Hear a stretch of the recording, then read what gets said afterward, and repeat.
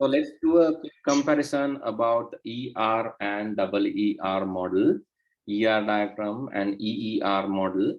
So actually, so from EER, they have not asked much questions. So only thing is you have to compare. You should know the differences between EER and ER, right? Only the differences between EER versus ER diagrams. So if you know the differences, that's enough to write the examination question, because you don't want to draw ER diagram. So the double ER diagram, sorry, you have to draw ER diagrams, but you don't want to draw double ER diagrams, right? Basically in here, this is a general ER diagram. You can see, I think you can recognize the objects, entities, relationships, attributes, and weak relationships, and multi-value attributes, weak entities. So those are the things, primary keys. So recognizable, this is general ER diagram. It has cardinality also mentioned over there. And in double ER diagram, so only difference that you can see is this one. So that is where you can see the relationship between the superclasses and subclasses. That is like generalization and specialization. Actually, entity to entity connection is there. So this actually, the downward, it shows specialization. And when you go upwards, it shows generalization. That means both student and lecturer are specialized formats from the entity person. Person entity is the main entity. Actually, from that entity, the generalization arrow, that is a relationship. You can mention is a person. Actually, student is a person. You read like that. Student is a person. Lecturer is a person. Student is a person and lecturer is a person. So student and lecturer generalized to person, and person is specialized to student and lecturer. This is one difference that you can show in the double ER diagram. So please write down EER diagram, or extended or enhanced ER diagram. So please write down the heading, enhanced ER or EER.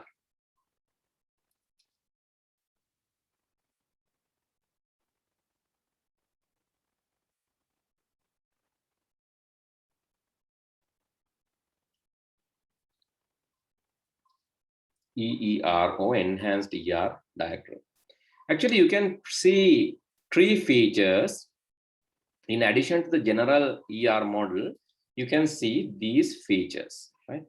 In addition to, please write, in addition to the general ER diagram, EER supports generalization, specialization, and aggregation. EER support generalization, specialization, and aggregation.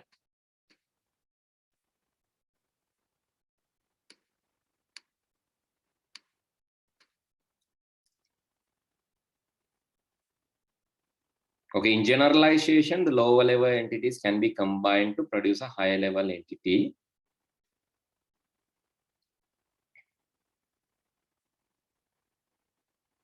In the specialization, the opposite. That means you can create from the general entity, within bracket you can write, it is possible to create specialized entities from a general entity. That is specialization.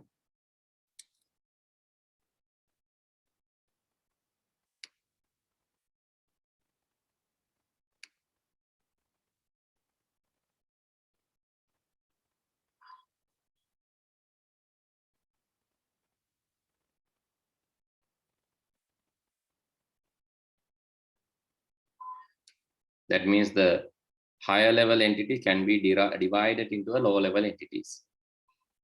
And aggregation is, so it's has a relationship. So is a relationship is generalization, specialization, you can say generalization and specialization. So that has is a relationship.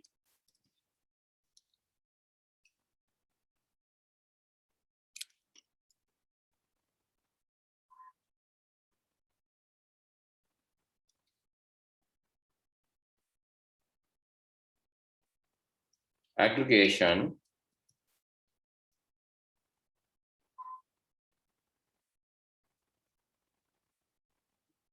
has or is a relationship. Basically has relationship.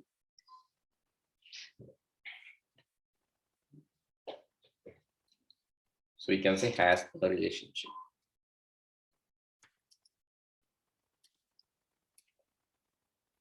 Okay, let's see some examples. So these are the features with EER. This will be one question in your examination. They might ask. So ER and EER, are they same? No, they are different. Is ER features are there in EER? Yes. All the ER features are there in EER. Is all the EER features are there in ER? No. All the EER features are not there in ER. What are the EER features which are not there in ER? So that is specialization, generalization, and aggregation. So what are they? Generalization and specialization is a relationship. Aggregation has a relationship. Okay, let's continue to the reading. Right, you can see clearly this person is a student, student is a person and lecturer is a person. So that is generalization. Person can be student or person can be lecturer. So that is specialization side. The aggregation side here, exam center has exams or exam center conduct exams. So an exam is conducted on exam center.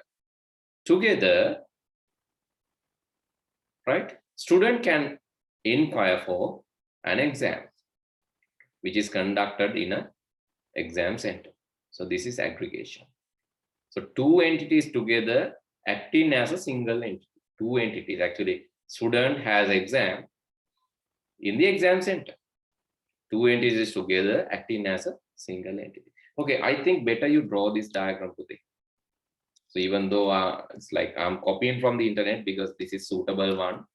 So this shows generalization, specialization relationship, one thing. Please draw that. And also draw the other one, which is aggregation relationship. So this is shown in EER. These are the differences. This is aggregation. Together, two entities are acting as a single entity.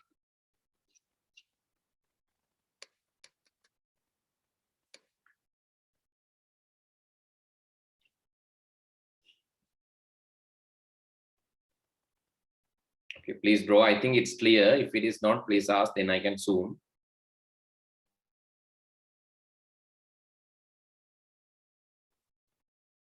Okay, next actually we have to choose a chapter, right? So now we have discussed few chapters in the theory lesson.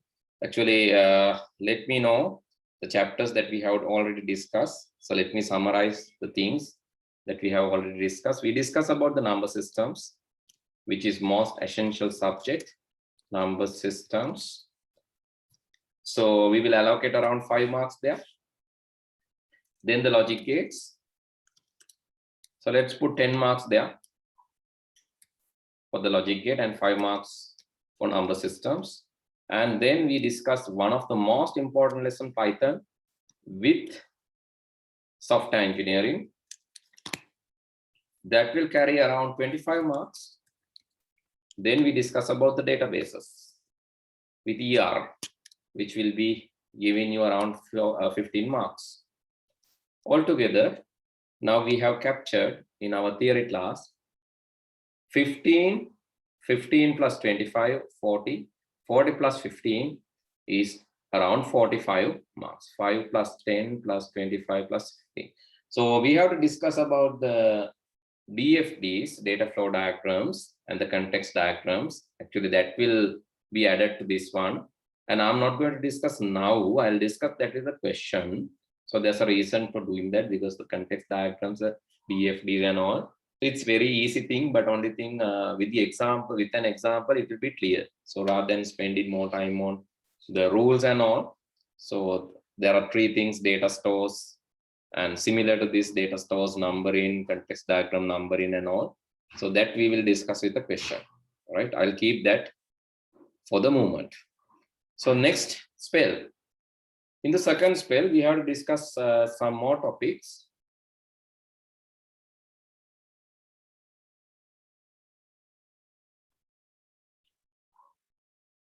Topic number one that we are going to discuss is HTML with internet and email.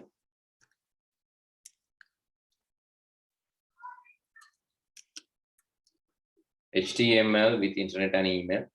So with PHP, with MySQL. Right?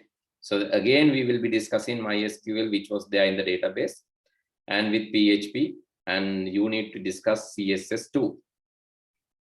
CSS2, and that will also, this chapter will together, this chapter will give you marks around 20 marks, right? Then the most important thing to be discussed is networking, right? Networking. And there are some minor chapters like operating systems, will not take much time. Did you discuss operating system lesson or not? Operating system one, did you start? No, sir. Hello? No, sir. Can you hear me? No, sir. Operating system, no, right? Okay. Operating system, like we have discussed operating system part in the theory class. Networking, so which will again carry 15 marks. Some sections also you will add, when you add this, you will get more than 100 marks, right? When you add this, you will get more than 100 marks. Don't surprise, because some examinations, some questions will be omitted, skipped. Operating systems, again, around 10 marks. And then e-business, that can be discussed with that around 5 marks will be there for e-business. And systems, again 10 marks for the systems, 5 to 10 marks. And then the last chapter, innovations or future of ICT. So that will give you around 5 marks again. So these are the topics that we have to discuss. Actually, we are in the second spell. We have to discuss this much of things. From that, actually, HTML, PHP, CSS will take the majority, and the networking, this will take around 6 months to finish, discuss and finish. So this will take around 6 months, right? It's a long journey. HTML, CSS, PHP, MySQL, networking. At least it will take 6 months, and this will take 3 months to discuss after that. So altogether 9 months. Now we are now it's August plus 9 more months. That means by next May, June, so you'll be able to finish the entire syllabus. But the thing is, after that we have to face for the revision. So that is how we are going to discuss. And HTML and internet part, I think we have to start it today, right? So let me quickly shift to that syllabus, that one. So there are theory as well, because with the networking and HTML, there are some similarities, some theories going on. Therefore, let me shift to the topic. That is this one, internet and email. So please write down the heading, internet and email. Internet and email. That is a main heading. I'll give you this tute. Don't worry, I'll give you this tute, right? And I'll anyway arrange a PDF for you. But before we begin, we have to learn few concepts. So that is actually, without knowing this, we cannot proceed. That's why I have explained this. The first thing is, Under internet email, we should know what is a network. What is a network? Network is nothing but two or more computers interconnected using wired or wireless media for the purpose of resource sharing and communication, right? Two or more computers or computing devices. Two or more computers or computing devices. Why computing devices? Because it can be mobile phones, it can be network-enabled printers, hard disks, storage devices, etc. It can be a network-enabled hard disk and network-enabled camera. So that's why the two or more computers or computing devices. Interconnected, right? More interconnected. So the proper word is interconnected. So connected both ways, right? Two or more computers or computing devices interconnected using wired or wireless media. It can be wireless like Wi-Fi, Bluetooth. It can be wired like coaxial cable, fiber optics, twisted pair. Okay, it can be wired or wireless media for the purpose of, actually two purposes are there. So the purpose number one is resource sharing. If you want to share something like, let's say I want to share files with my friends. I'm going to connect my mobile to my friend's mobile using Bluetooth. So that is one purpose, resource sharing. Let's say I want to share files to my friend using Bluetooth. So that is, then I'm going to connect my phone to my friend's phone using Bluetooth and share my file. So that is file sharing or resource sharing. So let's say you have internet connection issue, but you have mobile data and laptop. What you're going to do now? If you have mobile data and laptop, what you're going to do? Yes. If you don't have internet connection, but you have mobile data and laptop, how you are going to connect your laptop? Situ?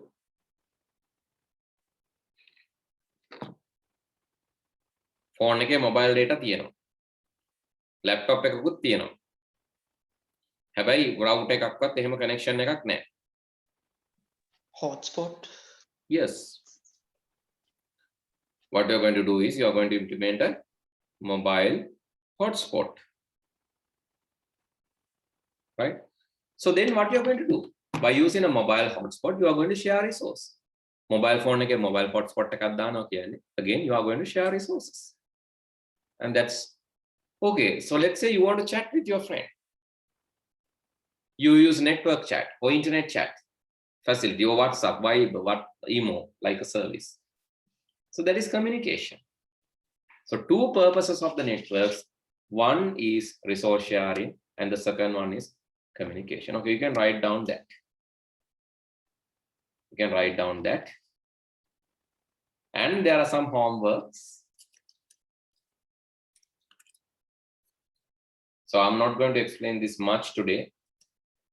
That is basically find information about following.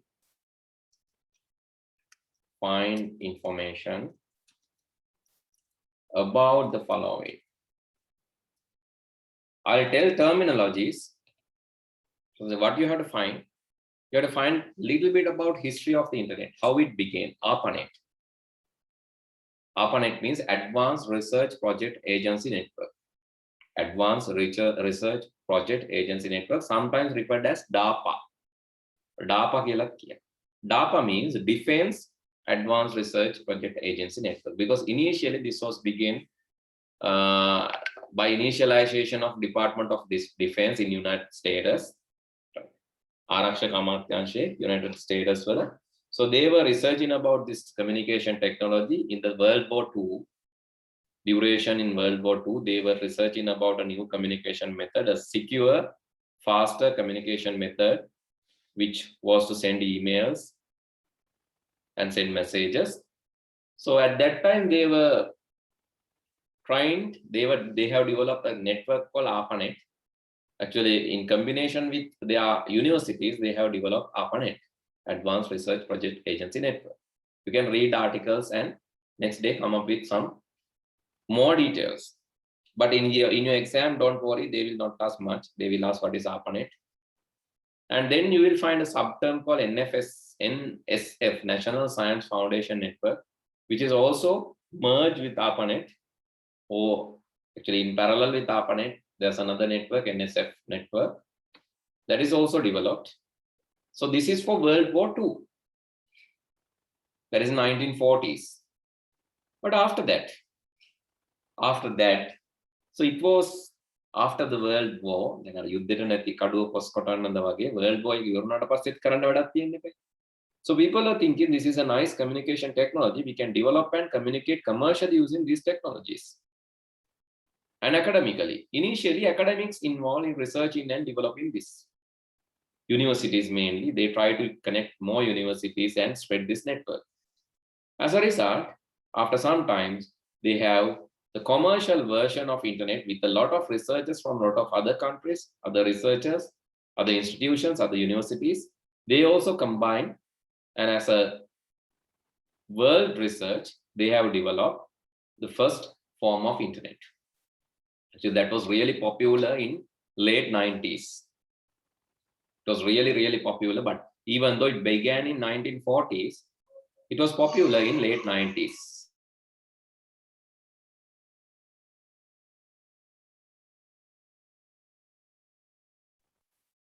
Right, in late 90s, why this was popular? Because internet was not much popular without service. Internet is infrastructure. Internet කියන්නේ යටිතල පහසුකම. ඒක නිකන් සේවාවක් නැතුව එච්චර ජනප්‍රිය වුණේ නැහැ. මුලින් internet තිබ්බා. ඉතින් ඉන්ටර්නෙට් තිබ්බට ඉතින් කාටවත් ඕකේ වැඩක් නැහැ. හරියට නිකන් අර අපි හිතමු ඔයාලගේ ඈත අතීත කාලේ අර මේ හරියට ට්‍රාන්ස්පෝර්ටේෂන් එකක් නැති කාලේ ගල් යුගයේ වගේ පාරවල් හැදුවා කියලා කවුරුද?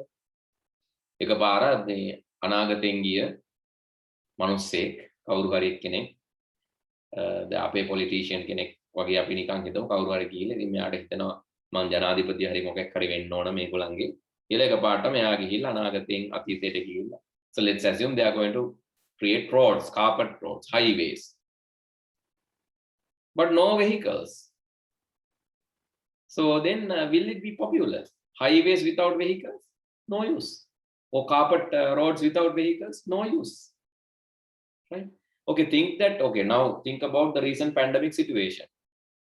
Okay, assume that we are not going to get any or due to some maybe resource issues or some issue, pandemic issue එකකින් හරි resource issue එකක් හරි අපිට oil හම්බ වෙන්නේ නැතුව යනවා. අපි නිකන් assume කරමු. petrol, diesel කිසිම දෙයක් අපිට හම්බ වෙන්නේ නැතුව යනවා. So that is a facility, right? So do you think the vehicles will be useful without oil, without fuel? No, obviously not. So we don't want vehicles without fuel, because then how can we drive them? That is the problem, right? Similar to that, internet was introduced earlier, but without services, it was not popular. But after Tim Berners-Lee introduced Web 1, the person called Tim Berners-Lee, he has introduced Web 1, which was static web. The intention was to give information only. Static web කියලා කියන්නේ information නිකන් පත්තරේ වගේ. It's like the newspaper. You go and read it. That is the only thing that you can do. You can go and read. That is Web 1.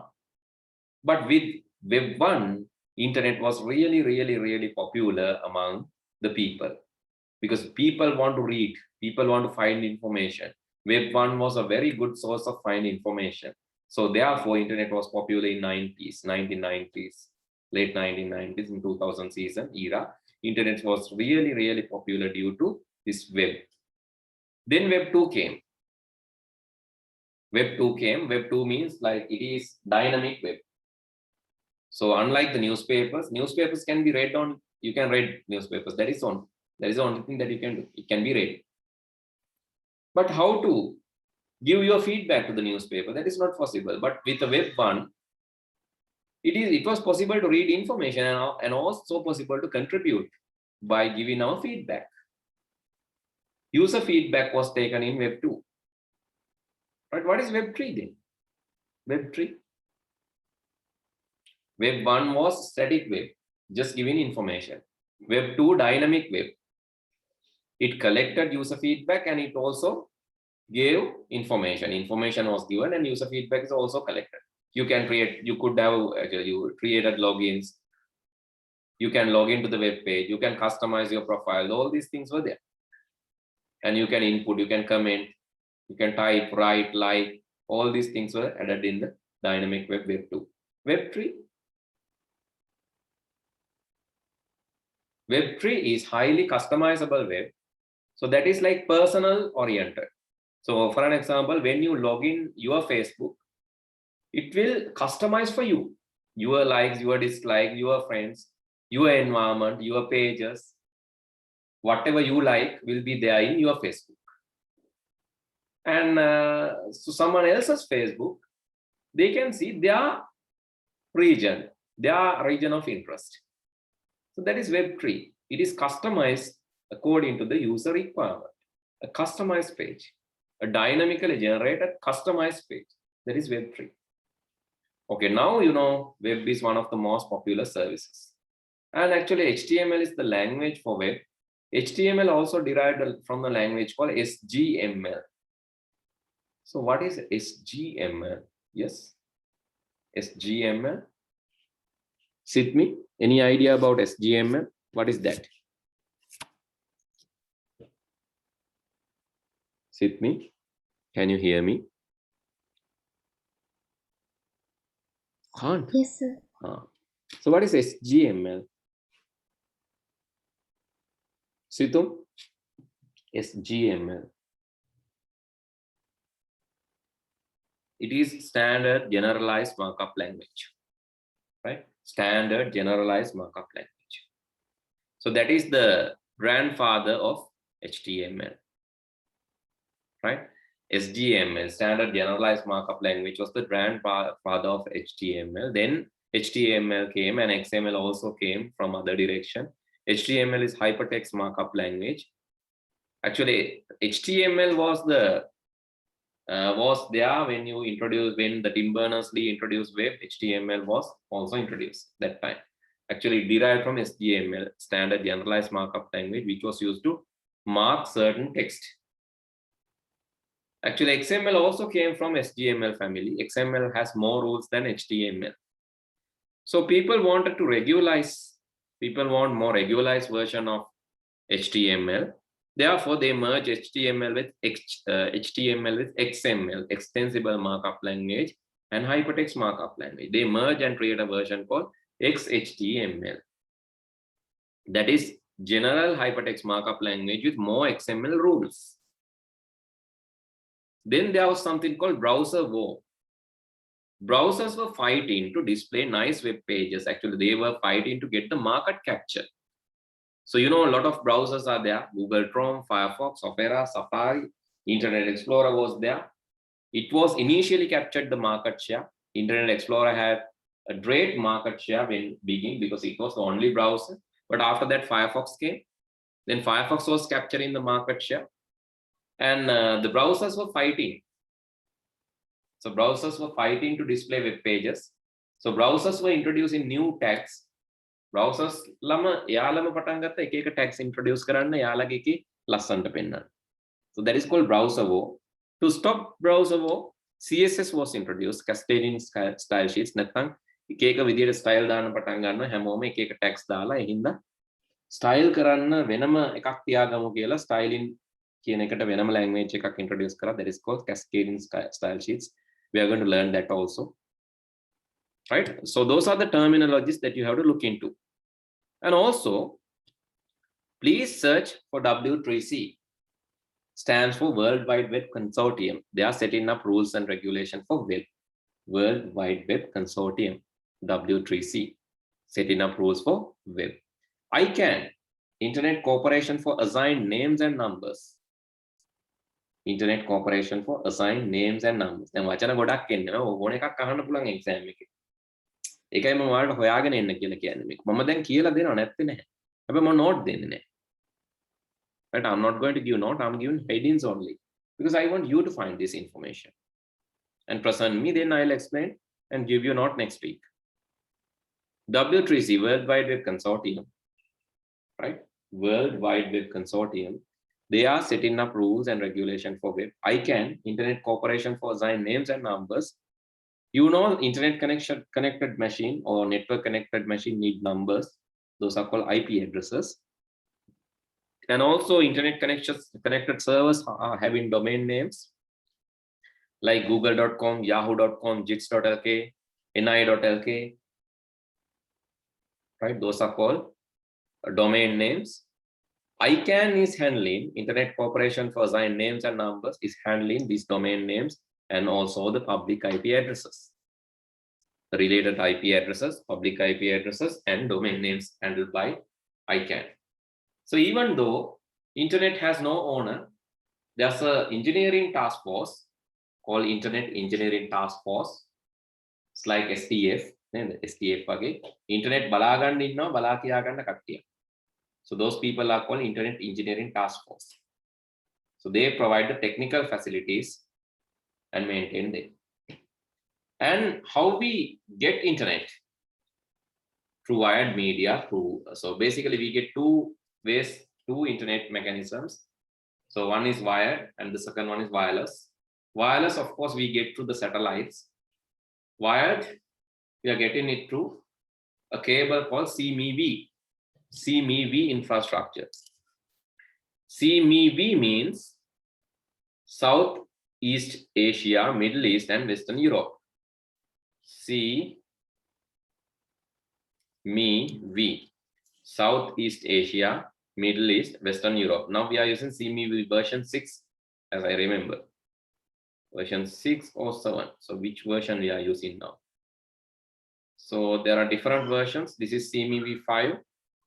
Currently, what version we are using? Yes, we are using CMEV 6. That is the newest version. CMEV means Southeast Asia, Middle East, Western Europe. So that is a cable connecting these continents and subcontinents. You can see a fiber cable. It's a lengthier fiber cable which connect these subcontinents and continents, which is even connecting Sri Lanka. We are lucky to have direct connection from them. Because some countries, they are not getting direct connection. They're getting connection from two other countries.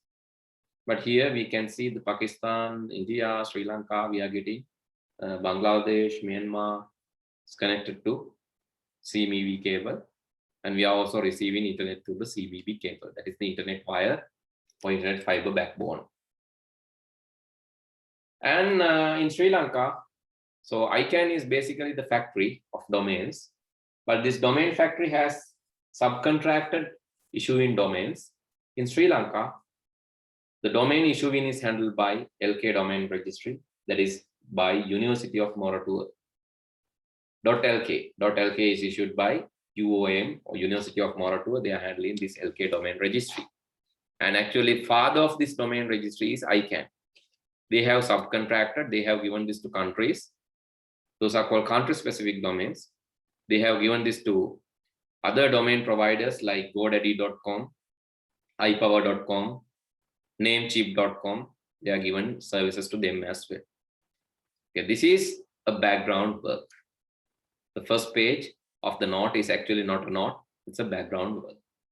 So let's move to the actual internet. Okay, as I said, internet is the world's largest public wide area network. A WAN, wide area network, means network within a different geographical area. And it is also known as a network of networks. Network it's also known as a network of network, and provide infrastructure or the facilities to many services, including World Wide Web and email. Please write down this. What is internet? Internet is the world's largest public wide area network. Public means belongs to public. Largest because no other one is larger than this. And it is wide area network. Why? Because it's spread among different geographical areas. And it is owned by the general public. It is the infrastructure facility which providing a lot of services like World Wide Web and email. So please write down this.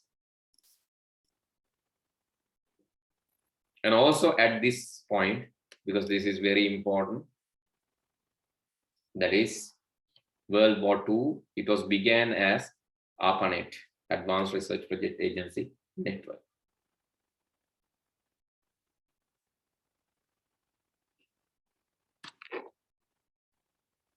Once you are done, please let me know. Then I can proceed to the next topic.